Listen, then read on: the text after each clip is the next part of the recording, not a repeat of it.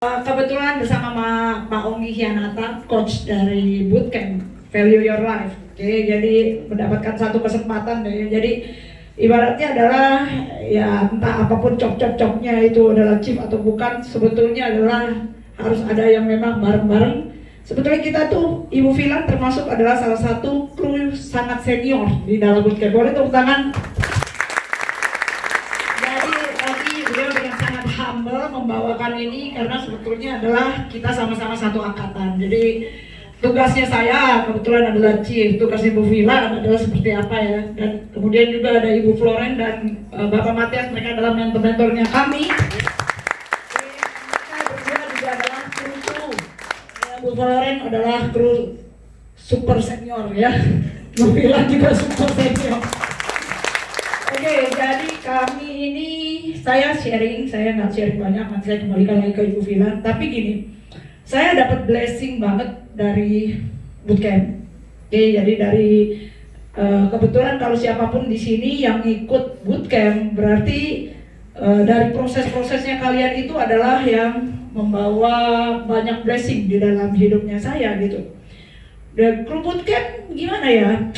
Secara feeling saya nggak mau miss setiap kali ada Bootcamp. Karena itu yang aneh-aneh itu yang nggak kelihatan, nggak bisa dipikir sama pikiran, nggak bisa dipikir gitu, itu terjadi gitu. Cuman ya Pak Onggi mengajarkan kita begini, siapapun sekarang kalau seandainya ingat, karena prosesnya Bootcamp itu adalah proses kehidupannya orang. Ada satu orang waktu itu sharing begini, pada saat dia hadir di Bootcamp dia seperti kayak dapat kunci. Dia buka boxnya masing-masing gitu. Jadi sama seperti kayak Ibu Rina tadi sharing ya. Jadi pada saat misalnya dia tuh kayak pontik ke dia gitu. Nah saya sendiri waktu pas jadi peserta di angkatan 1 ya, kalau kalian lihat itu ya, itu masih sangat muda dengan bibir yang sangat luar biasa merah. Saya ingat banget ya, lipstik saya merah banget waktu itu ya. Kalau kata Vilan, kita terselamatkan kalau kita ke laut. Karena kalaupun misalnya selamat kelihatan bibirnya doang ya, ngambang di bibirnya doang. Saat itu saya Vilan, wah merahnya jenor-jenor ya. Dan itu tahun 2003 ya, dan itu pada saat itu tujuannya untuk ngadain Bootcamp juga kita gak nyangka juga bahwa hasilnya seperti itu. Pak Onggi itu memang sangat luar biasa, Tuhan pakai dia luar biasa banget ya. Coba boleh gak kita mungkin nanti bisa detail, bisa tahu siapa itu Pak Onggi. Beliau itu adalah coach internasional menurut saya, karena sama saya juga hadir di beberapa seminar. Banyak hal-hal gitu, banyak hal-hal yang sekarang ini saya belajar banyak gitu. Nanti mungkin ya kali ini ya siapapun dari kalian, saya bro ada lagu dahsyat nggak kita dengerin lagunya Pak Onggi, karena di Bootcamp itu tuh secara bagaimana sekarang ini mindset sebetulnya ya. Tapi yang dahsyatnya itu miracle happen kan. Kalau seandainya kalian perhatikan, kok bisa ya 3 hari narkoba, orang itu bisa puluhan tahun narkoba, terus 3 hari gitu loh. Saya pengalaman pernah ini satu pengalaman banyak ya, kalau yang narkoba banyak ya. Ada yang kita sampai kejar keluar gitu loh. Kejarin dia untuk supaya dia tetap bertahan ada di dalam ruangan Bootcamp. Itu kan kayaknya yang nggak mungkin bakal stop punya. Kalau manusia mikir tuh pasti nggak stop punya kan. Tapi bisa-bisanya selesai semuanya, dia lepasin narkobanya. Jadi kalau ngomong seperti itu ya, saya sendiri sebagai kru jadi teremes-emes, terkagum-kagum melihat proses yang terjadi. Jadi banyak hal yang berbeda. Nah, di Bootcamp pertama itu ada orang yang minum minuman keras 20 botol satu hari. 20 botol satu hari. Dia pas kasih kesaksian kita juga nggak tahu, dia nggak pernah ngomong juga. Pada saat 20, oh iya ada Zoom ya. Ini kan nggak kosong ya. Atau dari tadi Mehmet gini saya bilang kenapa ya? Gini sorry lah kalau ngomong tentang Bootcamp antusias ya. Jadi lihat sekeliling ada apa ya? Bapak aku ngomong apa ya?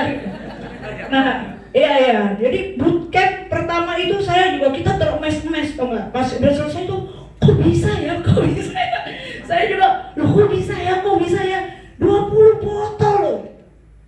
20 botol gitu loh. 20 botol. Udah gitu ada yang trauma mentimut.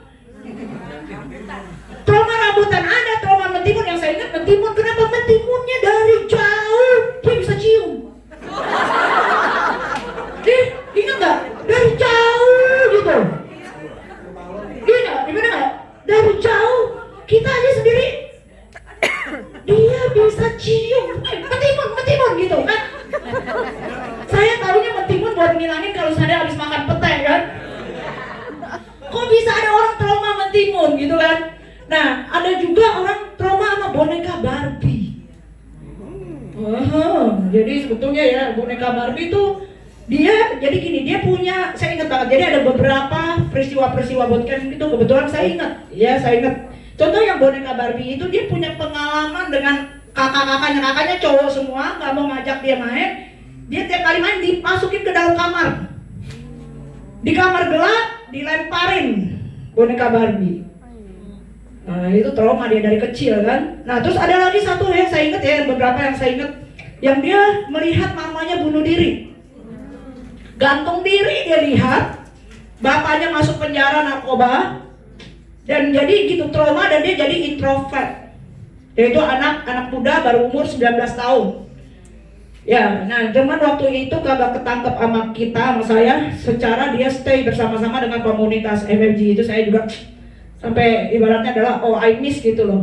Tapi berapa tahun kemudian, sekitar saya rasa mungkin 2, 3, 4 tahun yang lalu ya, saya ketemu dia kenalin saya. Karena waktu di dalam pemrosesan kebetulan dia bersama-sama di hari ketiga bareng-bareng bersama saya, Ibu Filan, Ibu Floren ada di situ gitu loh, bersama-sama kita kena masing-masing gitu ya. Dan anak itu panggil saya Ci gitu kan. Saya ngomong gini, inget saya nggak? Dan dia ceria sekali gitu, dan itu mungkin sekitar 10 tahun setelah, karena saya tanya umur kamu berapa? Kalau nggak salah dia umur hampir 28, 29 gitu.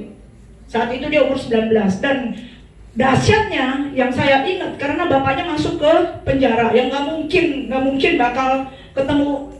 Dan waktu itu kita belajar tentang afirmasi, ya kan, khususnya di bootcamp kita belajar bagaimana sebetulnya afirmasi, bukan hanya cuma sekedar diucapkan. Bagaimana cara berafirmasi yang benar, bagaimana dari hati gitu. Yang ada, anak ini memang afirmasikan semenjak dia keluar dari bootcamp. Nah, kemudian dia keluar dari bootcamp, apa yang terjadi? 1 bulan kemudian bapaknya itu keluar dan bisa ketemu sama dia gitu. Itu hal-hal yang kayaknya nggak bisa kepikir, tau nggak? Saya banyak tau nggak? Banyak banget. Ada satu ya peristiwa. Kalau kalian misalkan tahu, kalau kenal dengan Profesor Carlos ya, beberapa dari kalian masih tahu koneksinya apa. Profesor Carlos itu dia orang yang sangat brilian, pinter gitu ya. Dan dia tuh yang menyelidiki semua tentang segala macam, tentang beberapa bagian dari air ya, dengan dari salah satu dari spinnya kita. Yang ada tau nggak? Dia ternyata marah, quote and quote, sebetulnya marah juga, quote and quote, marah dengan Tuhan, marah dengan dirinya dia, khususnya marah dengan dirinya dia, sehingga dia menjadi orang yang benar-benar jadi diam, hanya fokus kayak nggak ada kehidupan. Nah, dia kemana-mana bawa satu boneka kodok. Karena dia ditinggal meninggal sama istrinya meninggal. Nah, dia tuh sebetulnya sangat pintar sehingga dia lagi menyelidiki obat kanker pacarnya. Semenjak pacarnya meninggal, dia nggak pernah pacaran lagi. Istrinya meninggal kanker dan dia marah kepada dirinya dia karena dia harusnya bisa menemukan obat kanker untuk istrinya itu. Nah, semenjak peristiwa itu dia selalu bawa boneka itu. Dan boneka itu selalu dia ajak ngomong. Seperti boneka itu seperti adalah pacarnya dia gitu. Bahwa pacarnya dia bersama-sama gitu. Nah, yang ada di bootcamp itu dirilis, dahsyat banget. Dan kita kemudian bener-bener dia dirilis ya, kita segala macam semua ngadain sesuatu yang sangat dahsyat di situ. Kita semua juga nangis-nangis lah ya ngelihat dia. Maksudnya kok bisa ya di bootcamp luar biasa sampai seperti ini gitu. Nah, yang saya dengar setelah dia pulang, berapa bulan kemudian dia pacaran. Dapat pacar. Setelah bertahun-tahun loh, nggak tahu berapa tahun loh, puluhan tahun kali ya. Dan itu dirilisnya di bootcamp 3 hari. Dia sendiri pun juga nggak nyangka juga kali bootcamp bisa begitu. Nah, terus ada satu lagi, saya ingat ini ya. Kalau kalian lihat cari di YouTube Panglima Kumbang, dengan tato dari A sampai Z. Dari semua palanya dia ke bawah gitu ya. Tapi dahsyat itu pernah salah satu kru bilang gini, Ci, saya tahu dia kan jago banget. Saya udah siapkan karate. Saya kan ban hitam gitu. Saya udah siap-siap kalau seandainya misalkan Pak Onggi atau kru semuanya kemudian lagi ini ya, lagi berproses, lagi kondisi kita jadi kru, saya udah siap-siap kalau sampai ada serangan gitu kan. Tapi percaya nggak, dari hari pertama sampai hari ketiga, saya bahkan lupa kalau ada Panglima Gombang di situ. Dan dia sangat humble banget, iya. Dia membuka diri dia dan sangat humble, dan kita panggilnya namanya Pak Stefanus. Jadi kita nggak sebut-sebut Panglima Gombang. Ya, nggak sebut-sebut itu. Tapi yang ada adalah dia sangat humble mengikuti sampai ke hari ketiga selesai. Dan itu salah satu juga yang menurut saya, wah luar biasa banget. Ada orang lepas dari korupsi, ada orang yang gamer, ada orang yang macam-macam deh. Oke, bahkan ada orang yang lari-lari telanjang. Bener, kesannya kayak orang gila, bener gitu. Orang gila, dia keluar, kita lagi meeting, terus balik datang, saya dapat laporan kalau orang ini lari. Ya, kru juga ngurusin begituan juga kan. Entah dapat berkat atau nggak dapat berkat itu ya. Telanjang bulat tau nggak, beneran loh. Kita pikir ini pasti salah di mana kan, koslet atau apa gitu, energi negatif, whatever itu kan. Pokoknya dia, wah, terus dia kejar-kejar kita gitu kan. Siapa yang takut sama yang mana yang takut kan? Ada nggak? Saya maunya pengen tuh kita ngobrol, kita dipikir dia harus minum obat, nggak taunya tuh something wrong ya, secara energi juga something wrong tentang dia gitu. Tapi itu juga bisa lolos juga. Ayo, bootcamp ada apa ayo? Udah gitu pernah ada satu masa ya, nggak pernah diatur, satu kali kejadian. Karena kita juga ada satu session tentang ini, tentang perdamaian, ya. Di situ ada uskup, ada suster, ada pendeta, komplit loh.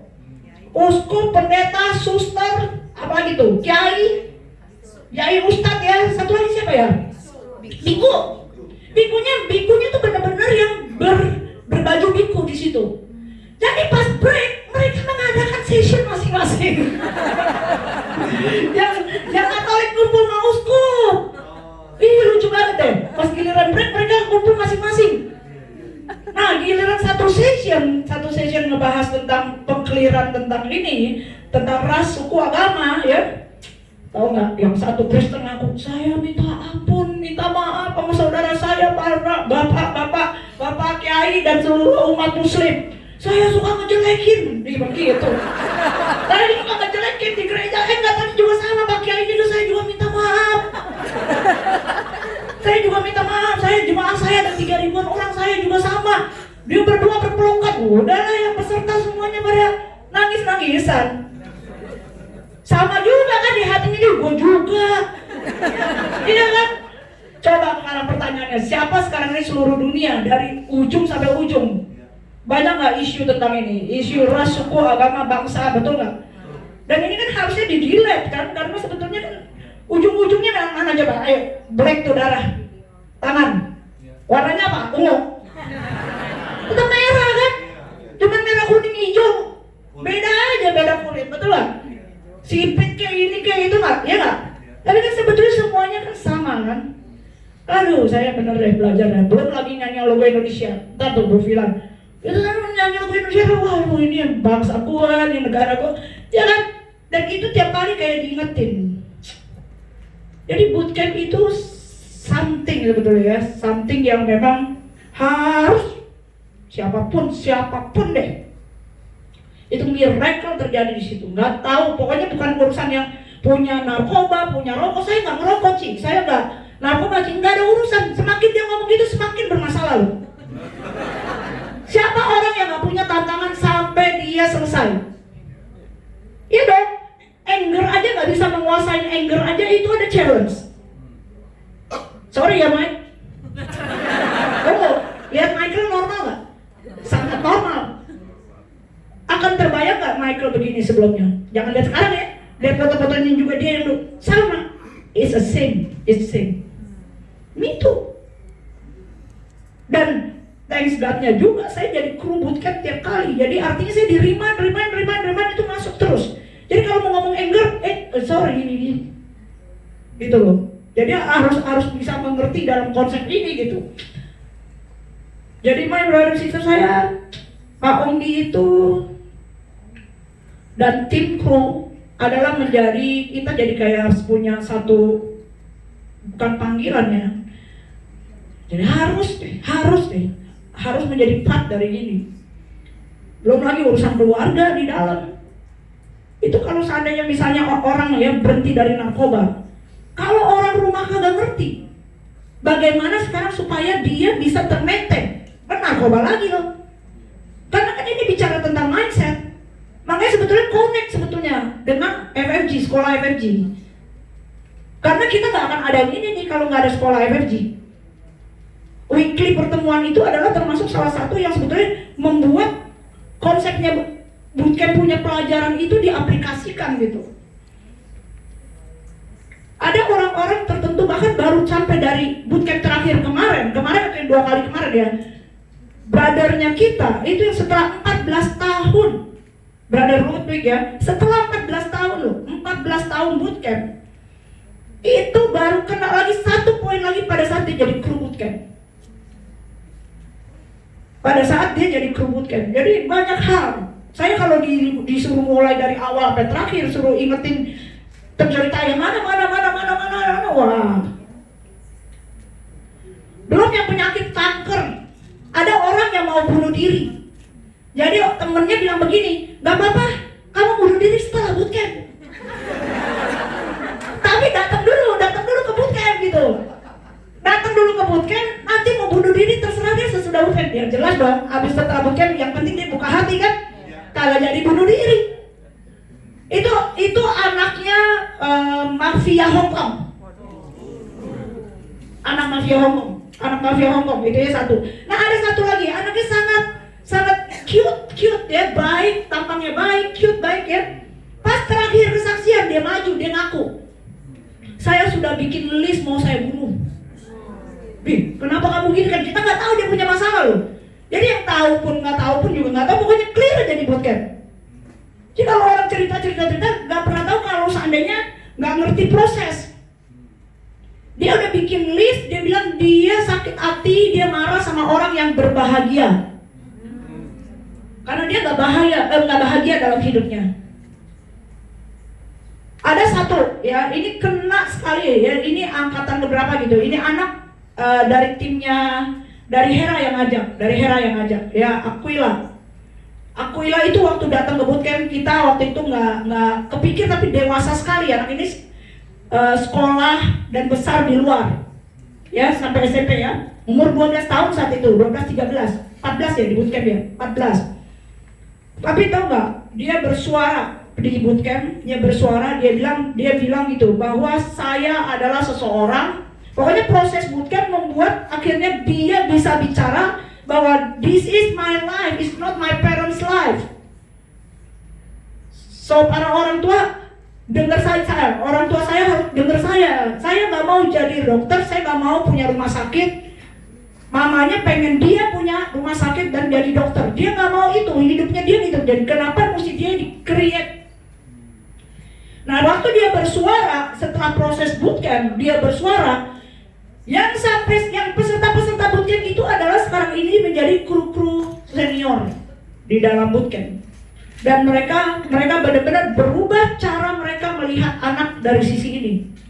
Kan itu blessing banget kan. Nah hal-hal yang seperti ini tuh yang makanya saya sebagai kru, saya tuh menanti tiap kali adanya bootcamp, karena mau tahu lagi miracle apa, mau tahu lagi aja kejadian apa. Nah bootcamp di tahun 2008 baru bootcamp yang udah mulai untuk di-open ke luar negeri. Oke, makanya mulai dari tahun ya. Jadi sebetulnya bootcamp itu seharusnya kalau seandainya siapapun sekarang yang sudah masuk dan ikut bootcamp, api ini nggak boleh stop. Beneran deh, serius. Bagaimana sebetulnya nyari training yang seperti ini di dunia? I don't know. Yang terdiri dari linknya seperti ini, brother sister. Dan jelas Pak Onggi bukan urusan uang. Dan kita tahu who is Pak Onggi. Dia bukan ngadain bootcamp karena urusan uang. Nah, pertanyaan saya sekarang, pembicara mana yang ngadain seminar bukan karena uang?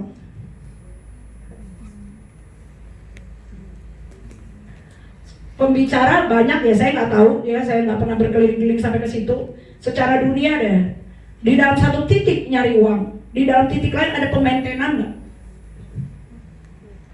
Nah, maksud saya dengan seperti pola begini, Pak Ogi starting di tahun 2003, dimana di dalam urusan uang pun dia belum seperti kayak sekarang dia gitu. Walaupun saya tahu dia udah passive income, tapi bukan itu alasannya. Karena kita bersama-sama dengan Pak Ogi sejak dulu tahun 2001. Dan alasan Pak Ogi itu adalah apa? Bagaimana orang-orang ini bisa potensinya keluar, bisa melepas beban-beban, dan bisa berlari sangat bebas. Dan saya ingat banget 1 juta leader. Bagaimana sebetulnya akan terbangun 1 juta leader yang bisa membawa efek ke seluruh dunia. Dari starting dari Indonesia, terus sampai ke seluruh dunia. Itu reason, visi dan misinya Pak Ogi. Nah, karena Pak Ogi begini, makanya sekarang berefek sampai ke seluruh dunia, sampai ke sekarang 80-an negara. Itu sejak tahun 2003 yang kita jadi gak tahu kita lihat atau gak lihat pun juga percaya gak percaya, memang dasarnya memang percaya. Jadi believing is seeing, memang dasarnya itu. Orang gak ada, dimulai dari tadi kan bootcamp 1 berapa orang, terus bootcamp 2, bootcamp 3, lihat aja berapa orang. Bahkan bootcamp umum yang diadain aja, yang saya dengar setelah ini aja sampai sekarang sekitar 29 atau 30-an orang gitu, 30 atau 35 orang, dan mereka jadi orang semua. Artinya benar-benar sukses di lapangan. Gitu, itu bootcamp umum. Dan memang bootcamp gak dibuka untuk umum seperti proses begini. Banyak misalnya contoh government minta untuk kita ngadain, ya untuk Pak Ogi ngadain, dan Pak Ogi bukan karena gak mau. Ada satu dedikasi yang Pak Ogi mau lakukan gitu. Nah, saya melihat ini kan dimana sekarang ini Pak Ogi dan bersama tim yang sekarang ini terpanggil untuk ngadain bootcamp. So come on, it's just we hand in hand together. Nah, ini ada satu lagu ya. Oh, satu lagu yang kalian bisa dengar bagaimana sekarang ini dalam satu album. Waktu itu adalah saat kita ngomong tentang afirmasi, ya. Dengerin kalimatnya ya. Satu lagu Indonesia soalnya, tapi spesial dibandingin lagu Indonesia yang lain. Oke? Ya, udah siap. Ininya ditulis sama Pak Ogi, tapi lihat, perhatikan liriknya.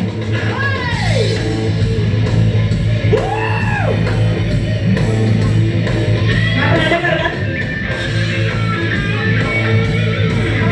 Ini dulu. Hari cerah, semangat dan gembira, energi yang kurasakan sangat kuat dan luar biasa.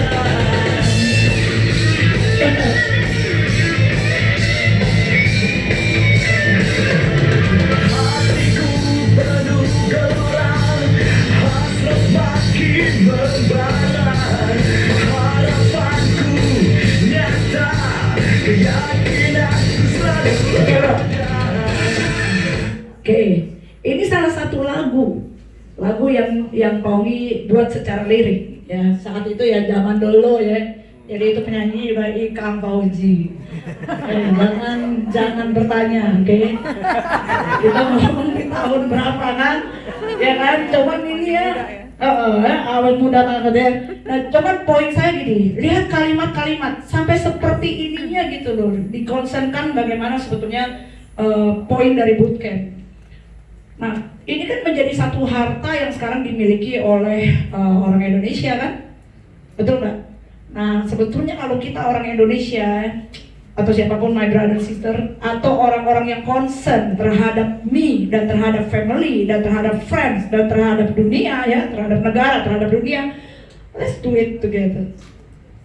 Kalau seandainya dari satu orang dari kita bawa 10 orang aja, kenalin 10 orang aja, don't stop to talk gitu.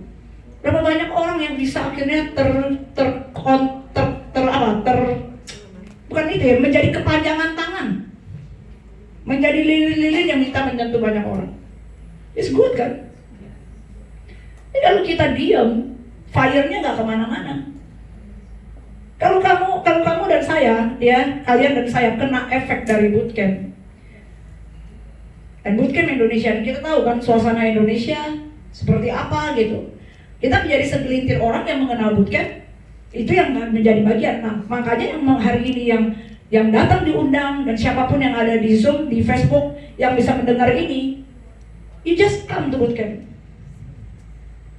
Be part untuk something gitu. Ngedengar bootcamp aja berarti udah something. Mendengar aja sudah something, berarti kalian sudah tersenggol. Kalau orang-orang besar ya, seperti kayak Josephine, ya kan? Terus kemudian tadi tuh yang pertama siapa, Evan?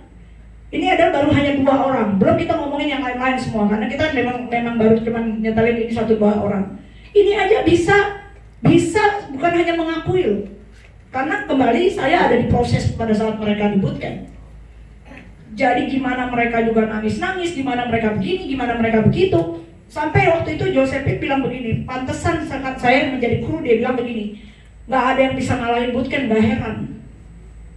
Karena dia melihat bahwa dari above semuanya, dari semua yang everything, dari semua yang ada, kita mengadakan cinta di bootcamp. It's good kan? Oke, sekarang gini, siapapun yang udah pernah bootcamp atau siapapun yang belum pernah bootcamp, siapapun, yuk kita sambil mendengar, mengenang apapun yang kalian rasakan ya. Bisa nggak sama-sama tutup mata?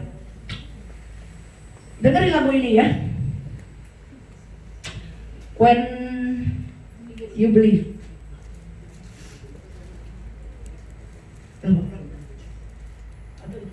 Datang bootcamp, teman yuk balik ke pada saat kita ikut bootcamp dulu. Siapapun yang mengingat ya, yang pernah dan yang belum pernah ke bootcamp, come on, rasain begini, rasain feeling ini.